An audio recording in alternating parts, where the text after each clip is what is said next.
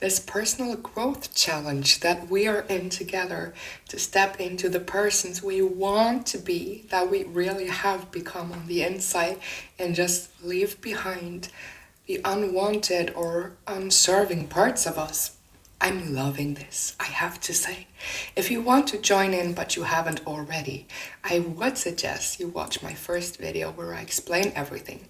I have organized it all into a playlist, so just check that out. And when you're ready, here are my reflections from day 6 and 7.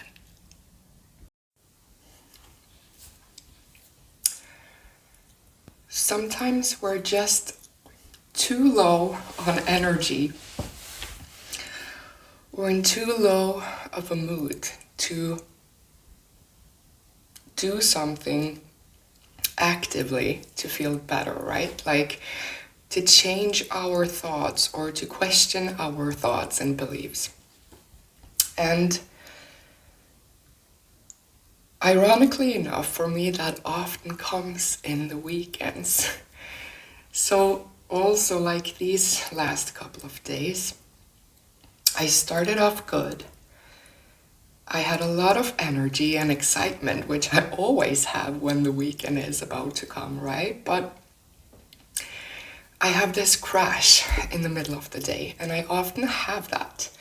And that made me think about the fact that sometimes there are these biological or chemical reasons for us as well to make it harder to feel good or to be in a good mood. Like if you haven't eaten enough or drunk enough water, or if you have a crash in dopamine, if you have slept too little, you know what I'm talking about. It doesn't really matter, but I am an overthinker. I've always been an overthinker, and I have to be honest, it has come to my attention lately that I could be having ADHD, but I haven't gone to see anyone about it, so I'm not diagnosed. I don't even know if I do, but it really doesn't matter in this moment, because the thing is, if I have it or not, at least I have these crashes and bursts of energy and ideas and good feelings that comes naturally, and then sometimes or very often I just crash, like instantly crash. I can start off by having so much energy and so much excitement for what I'm about to do, and then it just flips in an instant. And I had this experience this weekend.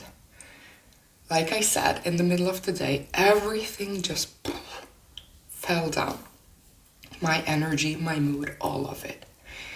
And I do know now what I didn't know before, or at least what I didn't see as a positive alternative before, is to just distract myself when I have these emotions. Because before I used to think that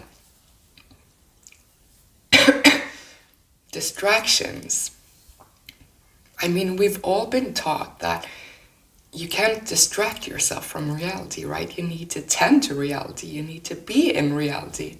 So daydreaming and distractions and all of that, that's something to be avoided, especially when you're an adult, right? But I beg to differ. And I'll tell you why I think that.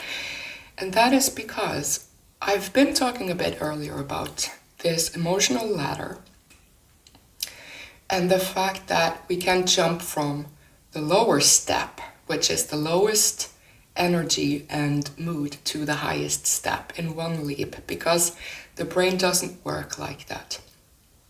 And sometimes when we find ourselves on the bottom step of the emotional ladder, as in we're too tired, or we have any sort of biological or chemical reason for that, or sometimes it's a result of our own thoughts as well, right? You have been thinking about something that doesn't feel good for long enough time that you kind of just crash in your mood.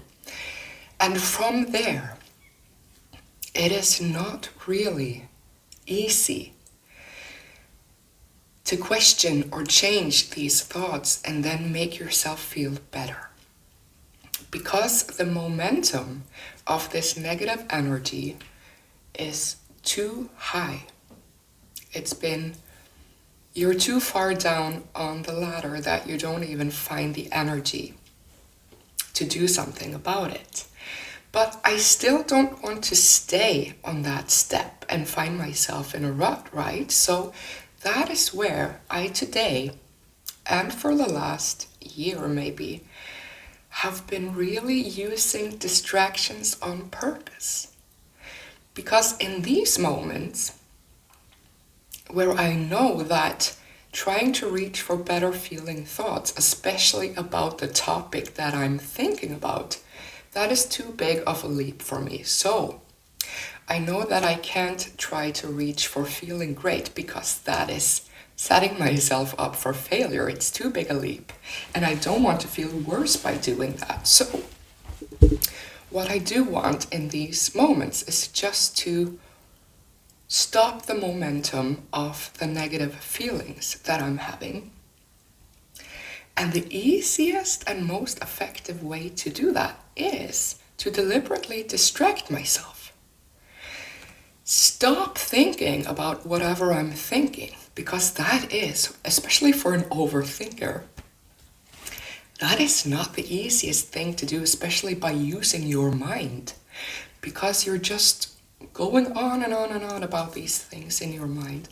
Sometimes you don't even know what's up there. You just know it's a lot and it's draining, right? So I just want to stop that. But I know I can't stop that with my mind, even though my overthinking mind wants to believe that. I can't find solutions for better feelings from that place. So now I distract myself. And I do that according to how low I'm in energy. Sometimes I am in a bad mood, but I have this, what's the English word for it? Restless energy. So that taking a nap will be pretty much impossible because I'm too restless. Then I can go for a walk to just get that excess negative energy out. But other times, like this weekend, I was too tired in my head and in my body to go for a walk. So if I just tried forcing myself to do that, I would feel worse because I didn't do it. So I took a nap. And this is very closely related to what I've been talking about before, which is choosing the path of least resistance. In these moments, I will choose the path of least resistance to find relief.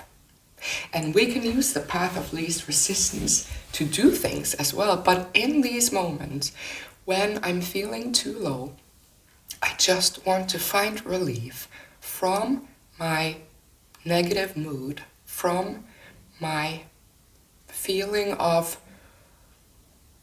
guiltiness that I'm not doing something productive or whatever. For me, it's normally feeling guilty and lazy because I have this drive in my head that constantly tells me that I should be doing something productive. But this new person of me that I'm trying to step into fully knows that what I should be doing, what is the most important thing for myself to do, is feeling good. In whatever way that might be. Feeling good doesn't always come from doing something productive. Or I could actually change it around and say, yes, it comes from doing something productive, but the productive thing can be something else entirely than what I thought of as productive. So as in these moments, going to take my butt to bed and take a nap in the middle of the day is productive because it's productive in me feeling better because I stop the momentum. Other times, I can just put on music that really makes me feel good or watch a TV show that makes me laugh. So it's always these little seemingly random, meaningless things. But I'm putting more and more meaningless things into my life on purpose because I know that that's what I need sometimes to find relief. So this lesson is all about finding relief and not trying to push through that resistance when we find ourselves in a place where we just can't be bothered to do that for whatever reason that might be. And it's quite a different perspective from what I've always thought before. Because as I said, we need to tend to reality. That has been my voice in my head for all of these years. But I can take pauses from reality when reality is too hard on me. And I do want to say, it might seem like when I talk about this, always finding relief or better feeling thoughts, that I'm just walking around and ignoring my feelings and my thoughts. Sometimes, yes. Sometimes I do that on purpose because it makes me feel better or at least neutral, and that is what I want. But I'm also very aware that some of our feelings and thoughts are there because they're trying to tell us something. Like if something has been bothering you for quite some time, or your system is trying to tell you that you're moving in a direction that is not serving your purpose or making you feel good, you will have the same feelings and thoughts over and over again, and we should definitely tend to those feelings. So I'm not saying we should ignore everything, but there's a difference, because what I do mean is, and what I do know as from my own experience as an overthinker that always used to worry and think about everything and prepare myself for everything, I do know now that yes, I need to tend to those emotions, but from a better feeling place, because when I'm feeling low, when I'm feeling frustrated or hopeless or tired, I won't be in the right mind state to notice what these feelings are trying to tell me. If I'm lucky enough to find the real message, I won't be in the right mind state to find a solution or see a way out of it. So that is why I choose to revisit these feelings and thoughts that keep occurring in my life when I feel better. And that's what I'm doing in this experiment, isn't it? Because this major feeling that I've had for quite some time, that has been telling me that I need to change things around in my life because I'm not doing what I want to be doing. I know that now. And this experiment of mine is a way to listen to that feeling, to listen to those thoughts in the best way possible for me to receive them and to do something about it. Because the better I feel, the more room I have to actually ask these feelings what they mean to me. And then when I know that, okay, then what's the best way for me to step forward? That's exactly what I'm doing, even though sometimes it may not seem like that, but it is. So finding relief is something that can be the most powerful thing for us to do, even though it might seem like from the outside that we're just being lazy or ignoring reality. Yes, we are, for a little bit, but it's for a good cause. It's for a good reason. And my productive overthinking mind doesn't like that perspective. But this new me that I'm doing my best to step into fully in this growth challenge of mine really likes that perspective. So that's what I've been doing this weekend. Finding relief and just distracting myself on purpose until I feel better, and then I can come back to it and reflect on it. And right now I am reflecting on it when I'm feeling better. And I'm learning so much from this experiment. And I love that some of you are already joining in on this. And you might have noticed that I didn't post anything yesterday, and it's for a good reason. Because I think that from now on I will be posting maybe every other day or every third day, all after what my days look like. But because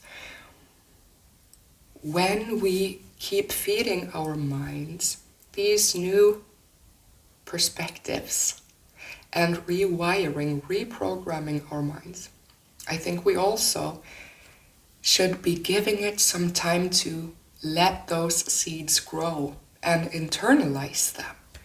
And for me as well, as I go through this experiment day by day, I use a lot of the same techniques that I used yesterday and the day before that, because I want to internalize them, right?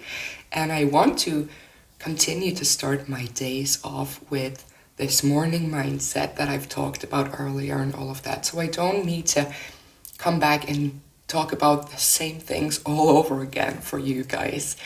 I'm doing that for myself. I'm still doing my reflections every day. But I think that I will check in here maybe every other day or so and just summarize my reflections from the last time we talked, so that you also can take some time in the days where there's no video out. I suggest that you use those days to keep reflecting on what you have already gotten out of this. Like, what makes you feel better on a day-to-day basis? And which areas do you find yourself still kind of stuck in this automatic response or this autopilot mind that you want to notice better and feel better about? Because that is also telling your mind what you want to focus on from here on out. So, yeah, I think we should allow ourselves some time in between to just internalize and let things marinate, and then continue to use what we have already been using that seems to be working for us, you know? And I have to say, I feel like I'm already getting to know some of you, and I'm feeling that we're in this together, and I love hearing your reflections. You guys are so smart people, and I'm learning from you in each and every comment that comes up here. And I just want to say thank you so much for doing this with me, and thank you for doing this for you, because the more of us that choose to feel better every day, we do something with the people around us as well. I think it's the best thing we can do for both ourselves and the ones around us, is finding these ways to constantly feel better. Because the best way to teach is by example, right? And we all deserve to feel better. So it's just a little thank you from me, and I love having you here. I love getting to know you. And I'll see you in a couple of days. See you!